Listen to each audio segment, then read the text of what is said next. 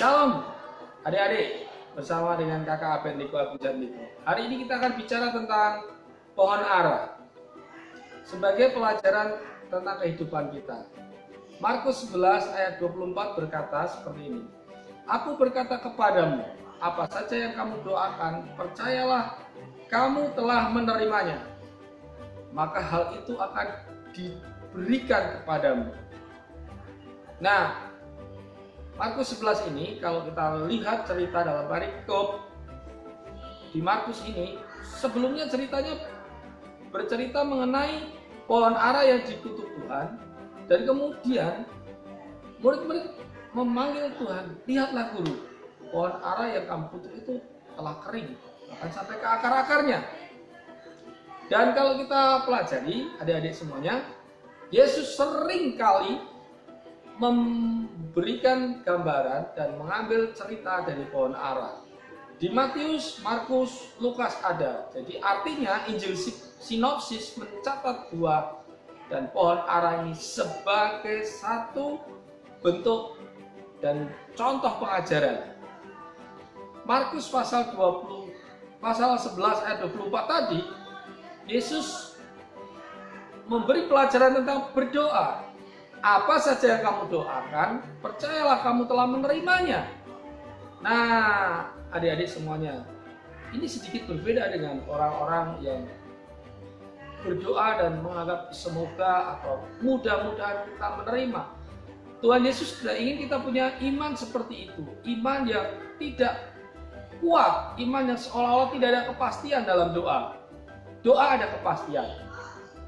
Kepastiannya adalah kata percaya. Percayalah bahwa kamu telah menerimanya. Jadi itu sikap hati, sikap batin, sikap rohani kita. Manakala aku berdoa tentang sesuatu hal, saat itu pula aku sudah percaya bahwa hal itu telah terjadi, telah aku terima apabila kita meminta. Dan kalimat selanjutnya, maka hal itu akan diberikan kepadamu. Kemudian ayat yang ke-25 dari Markus pasal 11, berdirilah. Kalau kita berdoa, berdirilah. Jika kita berdoa, ampunilah dahulu sekiranya ada barang sesuatu dalam hatimu terhadap seseorang, supaya Bapamu di surga juga mengampuni. Selain kita menerima, sikap batin kita percaya, sikap batin kita teguh bahwa kita telah menerima apa yang telah kita doakan. Ternyata Yesus juga mengajarkan melalui tadi peristiwa pohon ara bahwa kita harus mengampuni jika sesuatu mengganjal di dalam hatimu terhadap seseorang, supaya Bapamu di surga juga mengampuni. Ternyata Yesus juga menghubungkan berkat-berkat kita melalui doa, jawaban doa kita dengan karakter personal kita, hubungan sosial kita. Karakter personal atau karakter pribadi, kalau kamu nggak bisa ngampuni, ada masalah dengan jawaban doamu juga. Sekiranya ada sesuatu yang mengganjal dalam hatimu, maka selesaikan, ampunilah. Nah, ini Tuhan meminta kita mengampuni lebih dulu, karena Tuhan Yesus menyebutkan ada hubungan supaya Bapamu yang di surga juga mengampuni. Kemudian kalau kita hubungkan dengan peristiwa pohon ara, itu Kak ternyata Yesus nggak mengampuni pohon ara itu, malah dikutuk pohon aranya lalu mati. Bahkan di Injil sinopsis yang lain, Injil yang lainnya disebutkan muridnya berkata ini bukan musim pohon ara. Seolah-olah orang berkata bisa begini, waduh Tuhan Yesus mengada-ada itu, nggak musimnya kok minta buahnya dan malah mengutuknya. Nah, ini yang Kak mau jelaskan. Ternyata Tuhan Yesus saat itu berbicara tentang produktivitas rohani. Tuhan Yesus sering kali mengambil tentang pohon ara, buah ara. Karena apa? Memang pohon ara dan buah ara ini cukup istimewa. Sejak kitab Kejadian ini sudah dicatat. Ketika Adam dan Hawa menyadari dirinya telanjang karena telah melanggar firman Tuhan, mereka menutup dengan pohon ara, ya, menutup ketelanjangan mereka dengan pohon ara. Dan banyak peristiwa dalam Perjanjian Lama pohon ara ini disebut. Dan di pohon ara ini juga ternyata ada komoditas atau bahan-bahan yang dapat digunakan, mulai daun sampai buahnya, kayunya, ya batangnya dan sebagainya. Nah, Lukas 13 ayat 6 sampai 9, Yesus membuat perumpamaan tentang pohon ara lagi. Seperti ini, ada seorang pemilik kebun anggur, dia menanam juga pohon ara. Mungkin seperti tanaman selingan gitu ya kalau dalam perkebunan atau pertanian. Setelah setahun, 2 tahun dicari tidak berbuah.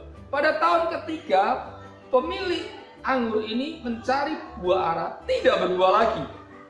Dan akhirnya pemilik kebun anggur dan pohon ara ini minta kepada pengurus, ini kenapa tidak berbuah? Kalau tidak berbuah, tebang saja.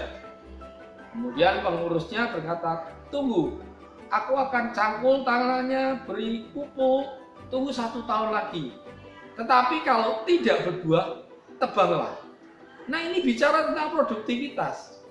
Yesus tidak sembarangan ngomong waktu itu. Yesus tidak sembarangan mengutuk. Yesus tidak sembarangan menuntut. Wong tidak ada masa berbuah kok Tuhan minta buah. Setelah Kak Abed baca dalam beberapa literasi, pohon ara ini ternyata punya karakter seperti ini. Jadi dia akan berbuah dalam 2 fase atau 2 tahap. Kalau bulan Juni itu dia akan berbuah, disebut buahnya itu bikhore. Bikhore ini mungkin buah yang perdana yang bagus begitu ya kualitasnya. Tetapi ada juga kermos. Kermos itu berbuah pada bulan Agustus sampai Maret. Itu produktivitasnya pohon ara. Nah, kita tidak tahu yang dimaksud Tuhan Yesus itu yang bikhore atau yang kermos. Tetapi kalau kita logika saja, kita pikir-pikir, hanya selang 2 bulan masa tidak berbuah saja. Jadi yang kermos tadi dari Agustus sampai Maret itu panjang sekali rentangnya.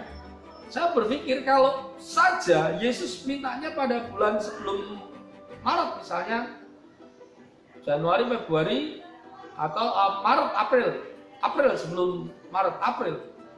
Masakan tidak ada sisa-sisa dari bikhore tadi. Masakan tidak ada buah-buah kecil atau tunas-tunas buah gitu. Tak ada satupun.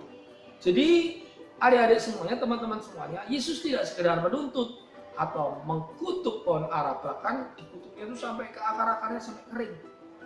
Ya. Tetapi Yesus tahu bahwa dalam hidup kita harus produktif secara rohani. Baik itu melalui doa kita, melalui perbuatan kita. Tadi disebutkan, ketika kita berdoa, kamu percaya akan menerima. Itu sebuah tanda produktivitas rohani. Suatu kualitas rohani yang baik. Tetapi juga, kamu ketika berdoa, berdiri berdoa, dan kamu merasakan sesuatu mengganjal, ampunilah dia. Ini juga bicara tentang relation, hubungan. Nah, anak-anak, teman-teman dan adik-adik sekalian, pelajaran pohon ara itu banyak sekali. Dan terakhir, dalam Matius 24 ayat 32, Yesus berkata seperti ini. Tariklah pelajaran dari perumpamaan tentang pohon ara. Ketika tunas ranting atau tunas muda tumbuh, akan tiba musim panas. Dan kemudian akan tiba musim ini, diikuti musim ini. Jadi, ada waktu natural atau waktu alami dari pohon ara, polanya pohon ara. Pohon ara ini pohon yang terkenal dan banyak di Israel cukup populer pohon ini. Dan di situ Tuhan juga memberi pelajaran tentang waktu. Waktu itu juga bicara tentang waktu natural, waktu alami, dan waktu ilahi, waktu Tuhan. Nah, sekali lagi, kita tidak boleh sepotong-sepotong mengambil firman Tuhan, sepotong-potong membenturkan kata-kata Yesus satu dengan yang lain tanpa mengerti secara konteks umumnya. Tadi bicara produktivitas, tadi bicara tentang doa, dan sekarang bicara tentang waktu ilahi, bahkan waktu kedatangan Tuhan. Saya percaya bahwa ini bukan pecahan-pecahan tidak beraturan, tetapi Tuhan Yesus sudah mengajarkan bahwa apapun yang kita lakukan, baik doa kita, ibadah kita, pelayanan kita, itu menyeluruh. Itu harus didasarkan pada iman yang benar, didasarkan pada pengertian yang benar, pengamatan yang benar. Nah, adik-adik, misalnya kalian yang masih usia remaja, kamu bisa belajar dari ini. Misalkan kamu berdoa sungguh-sungguh meminta sesuatu, ternyata kamu belum mengampuni orang tuamu, mengampuni teman sahabatmu, ada masalah dan Tuhan masih belum anggap beres. Jika kamu bertahun-tahun ikut Tuhan, tetapi belum menghasilkan apapun, Kak, aku kan masih kecil, Kak, aku masih remaja. Oh, bisa saja kamu ketik sesuatu kisah yang inspirasinya dari Alkitab. Kamu beritakan firman Tuhan di semua saja alat mediamu, sosial mediamu, semua saja. Kamu isi dengan kata-kata yang baik. Kamu ceritakan sesuatu yang membangun, saksi-saksi tentang iman, kesaksian-kesaksian tentang iman. Maka kamu telah disebut orang yang produktif, orang yang berbuah. Sebaliknya juga dalam kehidupan sosialmu, kalau kamu mudah mengampuni, bisa berhubungan dengan baik, penuh toleransi, moderat, menyenangkan dengan teman-teman, orang tua, guru. Itu juga satu modal rohani.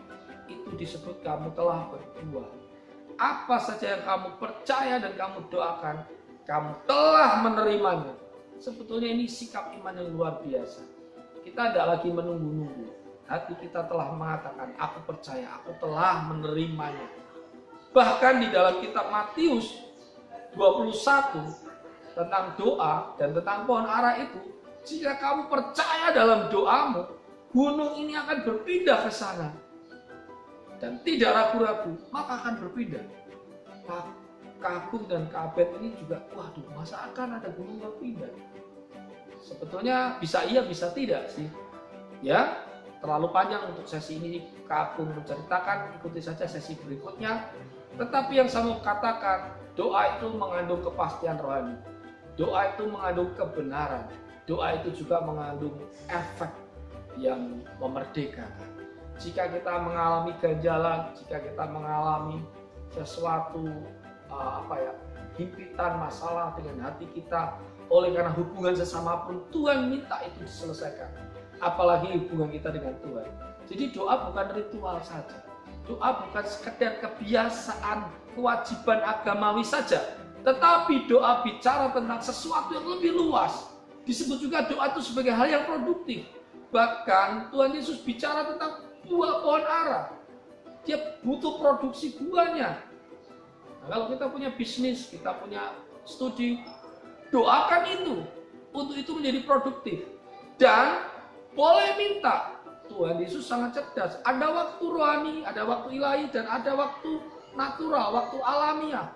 Doakan kedua-duanya. Karena kedua-duanya adalah dalam kendali Tuhan.